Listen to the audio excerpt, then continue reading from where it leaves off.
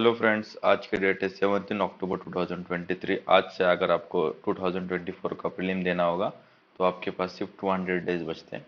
ठीक है, देखते हैं द हिंदू में क्या है। फर्स्ट न्यूज़ है, Supreme Court refers electoral bond case to 5 जजेस कॉन्स्टिट्यूशनल बेंच। ठीक है, पहले देखते हैं इलेक्टोरल बॉन्ड्स होते क्या है। ठीक है, इलेक्टोरल बॉन्ड्स ये होते हैं जो कि इशू किए जाते हैं, ठीक है, पॉलिटिकल पार्टी को डोनेशन देने के लिए। कोई भी प्राइवेट पर्सन हो, कंपनी हो, कोई किसी को भी अगर चंदा देना है, डोनेशन देना है पॉलिटिकल पार्टी को, तो उसको इलेक्टोरल बॉन्ड खरीदने पड़ेंगे। और वो बॉन्ड खरीदेगा एसबीआई बैंक से। डेजिग्नेटेड बैंक्स होती है एसबीआई की ब्रांचेस, वहाँ जाके वो बॉन्ड खरीदेगा और फिर वो पार्टी को देगा। फिर वो पार्टी जो होगी पॉलिटिकल पार्टी, वो बॉन्ड लेके फिर बैंक में जाएगी और अपने अकाउंट में जमा कर देगी। ठीक है, तो ये कैसे होता है, ये साल के 4 महीनों में होता है, जनवरी, अप्रैल, जुलाई, अक्टूबर। 10-10 दिन का एक पीरियड होता है। जनवरी में 10 दिन, अप्रैल में 10 दिन, जुलाई में 10 दिन और अक्टूबर में 10 दिन।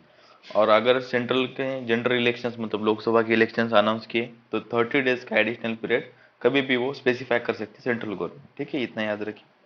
उसके बाद इसमें कौन सी पार्टी चंदा ले सकती है, डोनेशन ले सकती है?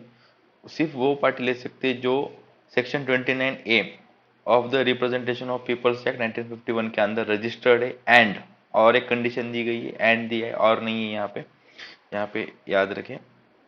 विच secures not less than 1% votes. ठीक है, जो 1% से कम वोट नहीं लिए, polled in the latest general elections मतलब लोकसभा और स्टेट इलेक्शंस, स्टेट असेंबली के इलेक्शंस में और लोकसभा में उन्होंने 1% वोट उनको मिला है, वही पॉलिटिकल पार्टी ले सकती है। ठीक है, और इससे क्या बोला गया, as per the schemes rule the electoral bonds are valid for 15 days calendar from the date of issuance. ठीक है, and no payment shall be made under to any pay political party if deposited after the validity period. देखो, आज समझो मेरे को किसी political party, ABC political party को electoral bond देना है, तो मैं आज बैंक में गया, मैंने बॉन्ड खरीदा, तो मैंने वो बॉन्ड पॉलिटिकल पार्टी को दे दिया। पॉलिटिकल पार्टी के पास 15 डेज है, उसके अंदर उनको इस बॉन्ड को जाके अपने खाते में, अपने अकाउंट में उनको रिडीम करना है, मतलब ऐड, मतलब उनको जमा करना है अपने खाते में जाके।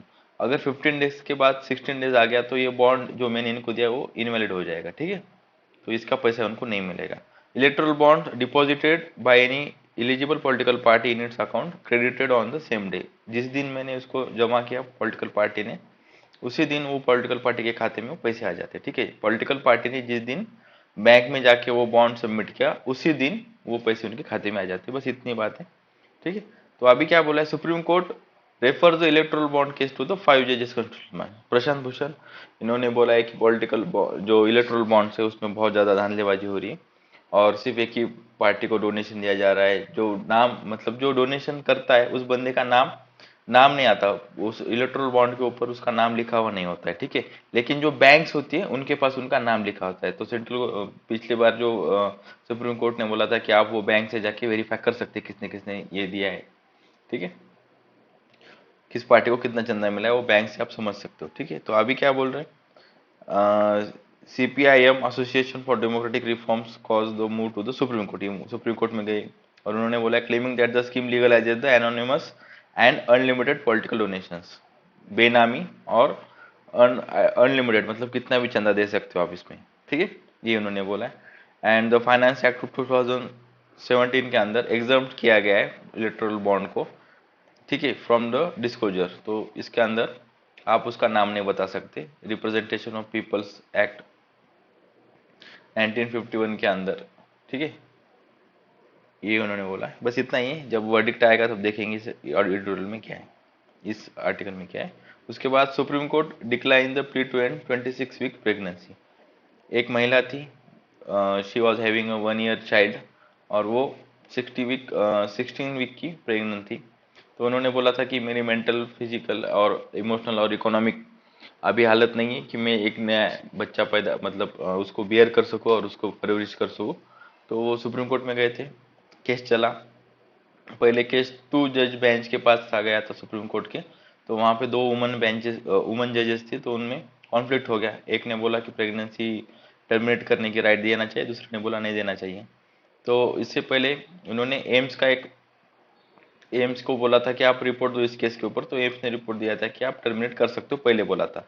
लेकिन बाद में उनके जो पर्सनल डॉक्टर से उनके ईमेल्स से ये समझ में आया कि जो बच्चा है अगर उसको आप प्री प्रेगनेंसी ऑपरेशन करके बाहर निकाल लोगे तो वो सर्वाइव कर लेगा, ठीक है, क्योंकि वो 26 वीक का है और वो उसमें जान है अभी, और एक बच्चे के जैसा उसको आप अभी भी उसको ऑपरेशन करके निकालो तो जी लेगा। तो ये जब दो वुमन बेंच के अंदर कॉन्फ्लिक्ट आया तो वो रेफर किया गया एक चीफ जस्टिस ऑफ इंडिया के बेंच को, जिसके अंदर 3 जजेस थे।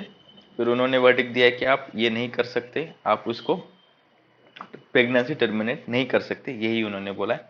ठीक है, क्या बोला है देखते हैं। एब्सोल्यूट एंड ओवरराइडिंग राइट्स, एक मिनट, हाँ।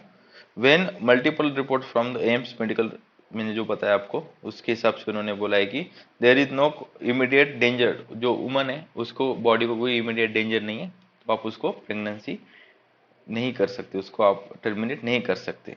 ठीक है,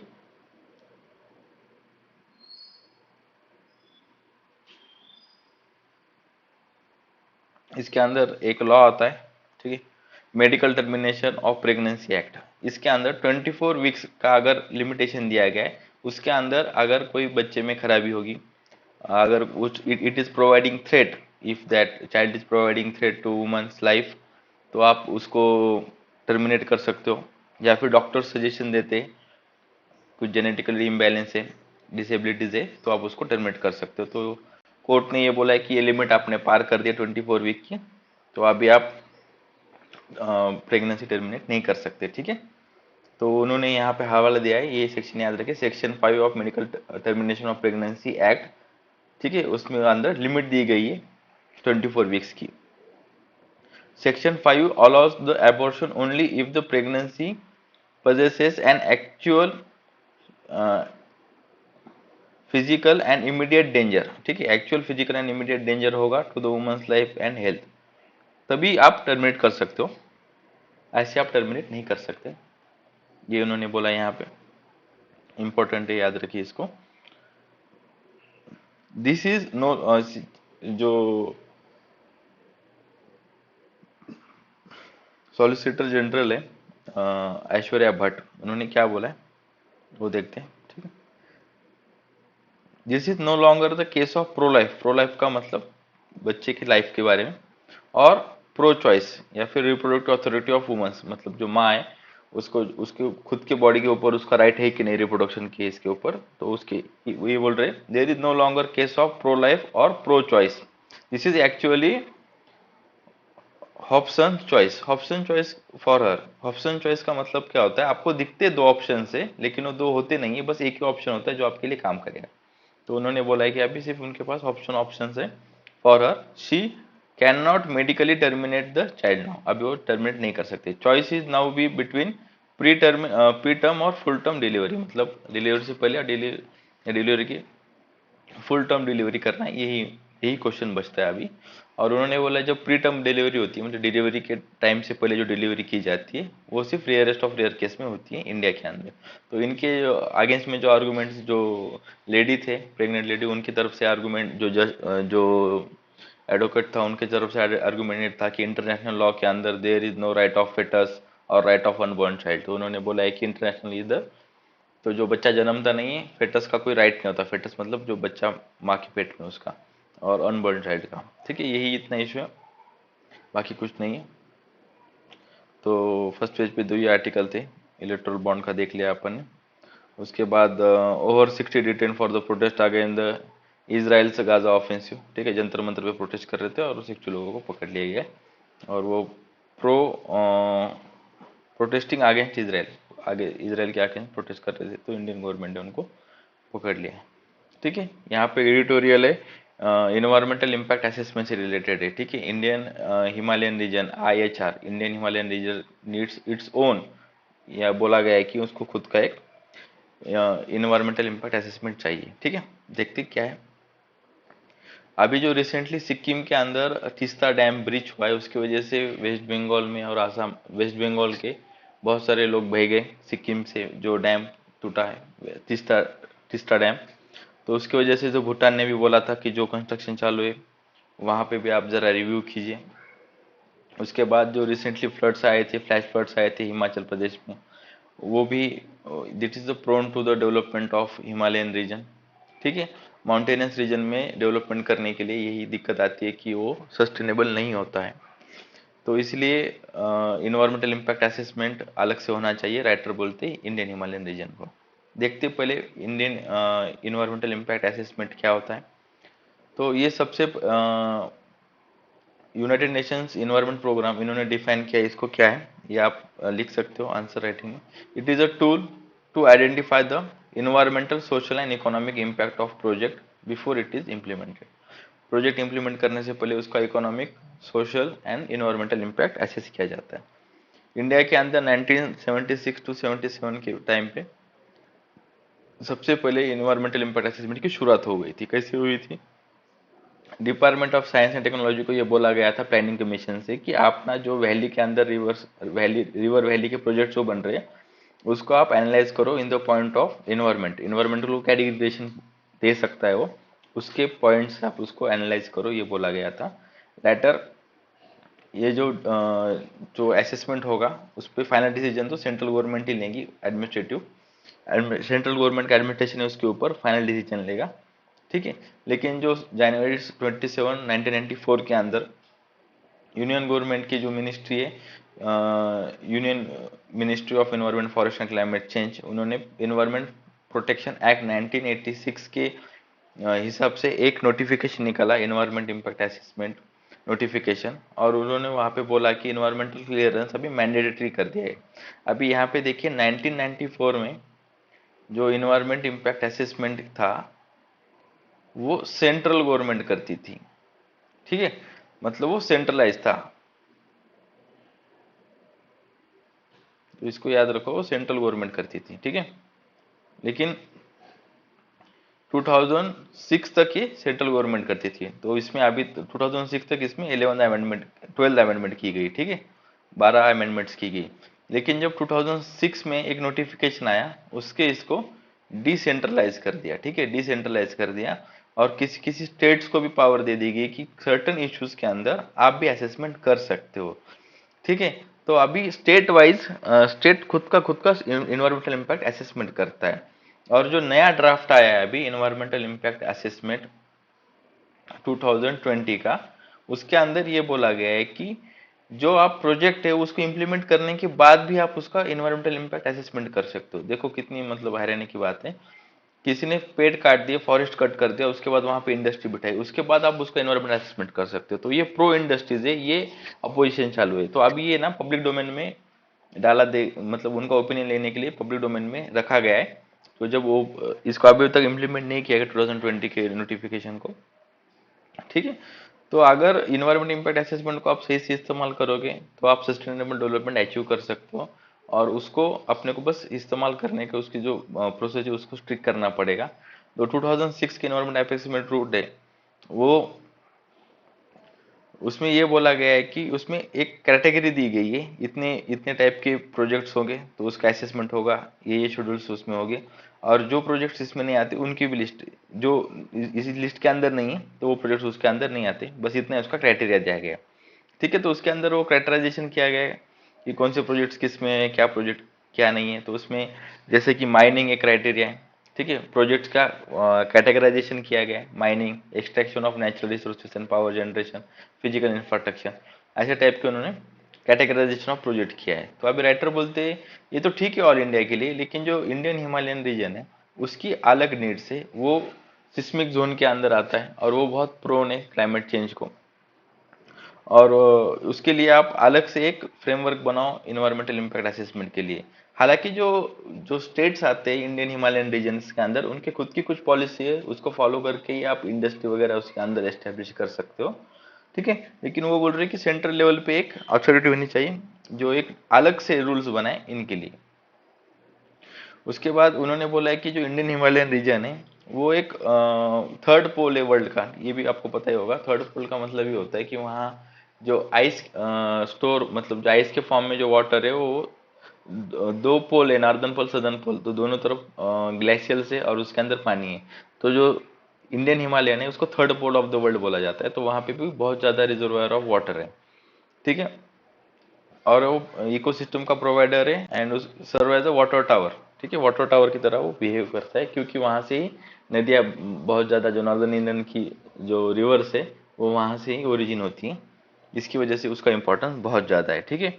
और जो प्रोजेक्ट्स का डिफ्रेंशिएट किए जाते हैं रिस्क मैनेजमेंट अप्रोच से, वो किसके हिसाब से किए जाते हैं कि वो कहाँ इस्टेब्लिश किए जाते हैं, प्रोटेक्टेड एरियाज में किए जाते हैं, रिजोर्ट फॉरेस्ट में किए जाते हैं, नेशनल पार्क में किए जा रहे हैं, या क्रिटिकल टाइगर हैबिटेशन में किए जा रहे हैं, उसके हिसाब से उसके मायने निकाले जाते हैं और उसका इन्वायरमेंटल इम्पैक्ट असेसमेंट किया जाता है कि अगर वो नेशनल पार्क में होगा तो उसको इतना इतना कंपनसेशन देना पड़ेगा, यार वो वायबल है नहीं है, तो वो अपन protected areas, critical tiger habitat, national park, reserve forest, इसके हिसाब से वो डिटरमाइन किया जाता है, ठीक है। और हिमालय जो मैंने आपको बताया कि फ्लैश फ्लड्स आते हैं, फ्लैश फ्लड का मतलब होता है कि कम टाइम पीरियड में ज़्यादा बारिश होना, ठीक है, या फिर ज़्यादा पानी आना, ठीक है, और वो कंट्रोल नहीं हो पाता। अगर बारिश कम पीरियड के अंदर ज़्यादा होगी तो it will called as a flash floods. Heavy rains होते हैं, लैंडस्लाइड्स हो रहे हैं, इसकी वजह से ये वल्नरेबल है, यहाँ पे आप डेवलपमेंटल प्रोजेक्ट्स नहीं बना सकते, इसको अलग एक क्राइटेरिया बनाना चाहिए। अभी जो इन्वायरमेंटल इम्पैक्ट असेसमेंट 2006 के अंदर 4 स्टेजेस है जिसके अंदर आप प्रोसेस है, इसके अंदर इन्वायरमेंटल क्लियरेंस मिलता है आपको। जैसे कि फर्स्ट है स्क्रीनिंग, उसके बाद स्कोपिंग, फिर पब्लिक कंसल्टेशन और अप्राइजल। देखते हैं इनका क्या मतलब है। स्क्रीनिंग का मतलब होता है डिसाइड करना if environmental impact assessment is required और नॉट। इसमें सीधी सी बात है, इस प्रोजेक्ट में ये रिक्वायर्ड इस कोई प्रोजेक्ट है उसके ऊपर आपको क्लियरेंस लगेगा या नहीं लगेगा वो डिसाइड किया जाएगा फर्स्ट स्टेज के स्क्रीनिंग के अंदर। उसके बाद स्कोपिंग के अंदर डिसाइड किया जाएगा अगर लगता है इसके ऊपर इन्वायरमेंटल इम्पैक्ट असेसमेंट, तो कौन कौन से क्राइटेरिया, कौन कौन से असेसमेंट करने चाहिए, कौन कौन से डिसाइड किया जाता है, what need to be covered in the assessment, ठीक है, and report in EIA report. उसके बाद प्रिपेयरिंग द ईआईए रिपोर्ट, उसके बाद ईआईए रिपोर्ट प्रिपेयर की जाती है। Significant environmental effects of the development वो उसके अंदर नोट किए जाते हैं। उसके बाद making an application and consultation, EIA report and development application must be publicise. Publicise का मतलब ये होता है कि इसको पब्लिक डोमेन में रखा जाता है कि हमें प्रोजेक्ट बन रहे, including electronic advertisement. Interested parties and the public must give its given an opportunity to give their views on it, तो public इसके ऊपर व्यू देती। Decision making, EI report and any comments made on it must be taken into account by the competent authority before they decide whether to give it a consent for development.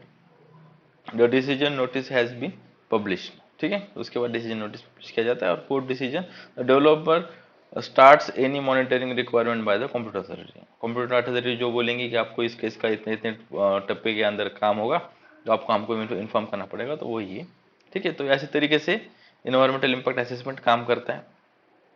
अभी इसका देखेंगे, supreme court ने 3-4 cases के अंदर ये बोला गया है, जैसे कि सुप्रीम कोर्ट ने 2011 के अंदर लफ्रांग उमिंग, यहाँ पे देखिए Lafarge Umiam mining private limited इसके अंदर, और दूसरी की Tamil TN Godavarman Thirumulpad versus union of India. यहाँ पे उन्होंने बोला है कि ये 2 केसेस के अंदर उन्होंने बोला था कि independent, objective and transparent appraisal and approval of the projects for environmental clearance to be monitored implemented of the condition laid down in the. यहाँ पे एक independent, objective and transparent appraisal approval होना चाहिए, ठीक है, ये उन्होंने बोला है। और उन्होंने ये बोला है कि जो इन्वायरमेंटल इम्पैक्ट असेसमेंट है वो is not react to the development proposal rather than anticipate, ठीक है। देखो अगर कोई प्रोजेक्ट बनता है उसके बाद अगर उसका इन्वायरमेंटल इम्पैक्ट असेसमेंट होता है तो उसका कोई इतना मायना नहीं होता है, क्योंकि जितना डैमेज करना है फॉरेस्ट को उतना उन्होंने कर लिया है। अगर वो एस्टेब्लिश होने से पहले, अप्रूव होने से पहले अगर इन्वायरमेंटल क्लियरेंस लिया जाता है तो उसके ऊपर वो अपन बोल सकते हैं कि ये प्रोजेक्ट यहाँ पे वायबल है नहीं है, इसको बनाना है नहीं बनाना है। तो अभी के जो रूल्स आए वहाँ पे उन्होंने बोला कि प्रोजेक्ट बनने के बाद भी आप इन्वायरमेंटल क्लियरेंस ले सकते हो, इम्पैक्ट असिस्टेंस कर सकते हो। लेकिन ये जो अप्रोच है वो कुछ चीज़ होने के बाद की है, वो होने से पहले आप उसको क्योर करो, ये सुप्रीम कोर्ट ने बोला गया है। ठीक है। उसके बाद कुछ जो इन्वायरमेंटल असेसमेंट रिपोर्ट होते हैं उसमें सिर्फ एक बॉक्स टिकिंग एक्सरसाइज होती है, जब सिर्फ जाके देखा जाता है कि हाँ ये क्राइटेरिया पूरा हो रहा है, ये नहीं हो रहा है, ये हो रहा है। ठीक है, उसमें कोई प्रोएक्टिव काम नहीं किया जाता। तो वही बोला गया कि policy maker will to explore the other tools such as, वहाँ पे सजेशन दिया गया राइटर ने, स्ट्रेटेजिक एनवायरमेंटल असेसमेंट होना चाहिए, जिससे जो पूरे एरिया के ऊपर क्या उसका इम्पैक्ट हो सकता है उस प्रोजेक्ट का, वो एनालाइज किया जाए। ठीक है, इतना ही इस आर्टिकल में, बाकी कुछ भी नहीं। देखते next. Expected the economic growth India के अंदर ये बोला गया है, किसने बोला है, the federation of Indian chambers of commerce and industry, इनकी एक रिपोर्ट आई है, उन्होंने बोला है कि 6.3% इंडिया की इकोनॉमिक ग्रोथ होगी 2023-24 में। इतने रोज एक रिपोर्ट आती है, रोज एक चीज बताती है, तो इतना कुछ इंपॉर्टेंट नहीं है, बस ऐसे ही मैं आपको बता दे रहा हूँ। Supreme court verdict on same sex marriage consulted today, तो आज वर्डिक्ट आएगा ऐसा बोला जा रहा है। चंद्रचूड़ जी इसका चीफ जस्टिस ऑफ इंडिया जो है डीवाई चंद्रचूड़, वो हेड कर रहे हैं इस बेंच को, और यहाँ पे ये बोला जा रहा है कि सेम सेक्स मैरिज को लीगलाइज किया जाएगा कि नहीं जाएगा। देखो अभी सेम सेक्स मैरिज में लीगलाइज क्यों करना चाहिए, इसके आर्गुमेंट बताता हूँ मैं आपको। क्योंकि जो इंश्योरेंस है, जो मैरिज है, वहां पे जो नॉमिनीज बनाए जाते हैं बैंक अकाउंट को, इसको वो, जब तक आप वायबल मैरिज आपका नोटिफाइड नहीं होता तब तक आप किसी को एज योर स्पाउस आप बोल नहीं सकते। ठीक है, उसके लिए वो बोल रहे कि हमें it is an life essential services जो पानी है, जैसे कि इंश्योरेंस हो गया, बैंक अकाउंट हो गया। ठीक है, तो इसके लिए भी हम इसको अवेल नहीं कर पा रहे क्योंकि हमारा मैरिज वैलिड ही नहीं है। सेंटर ने ये बोला है कि इसके ऊपर तो पार्लियामेंट ने लॉ बनाना चाहिए, आप स्टेट के, आप सुप्रीम कोर्ट की ये मतलब जुरिडिक्शन ही नहीं है इसके ऊपर कोई लॉ वगैरह बनाना।